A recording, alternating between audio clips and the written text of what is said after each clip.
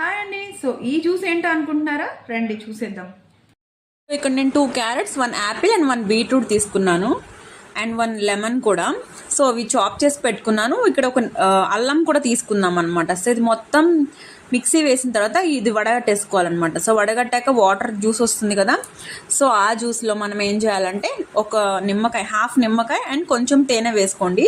So వేసుకోకపోయినా బాగానే ఉంటుంది కాబట్టి లైట్ చేదు ఉంటుంది, కొంతమంది ఇష్టపడరు అనమాట. సో వాళ్ళ కోసం అనమాట హనీ అనేది. సో ఇది మీ ఆప్షనల్. సో హనీ వేసుకుంటే బాగుంటుంది కొంచెం తాగడానికి. సో చూసారు ఎంత బాగుందో. అంతేనండి. సో ఎంతో tasty and healthy ABC juice ready. మన ఐస్ మేకర్లో వేసుకున్న ఐస్ క్యూబ్స్ మనకి ఎప్పుడు కావాలంటే అప్పుడు రెడీమేడ్గా కూడా వేసుకోవచ్చు అంతే. ఇక్కడ ఈ పిప్పి పడేయట్లేదు.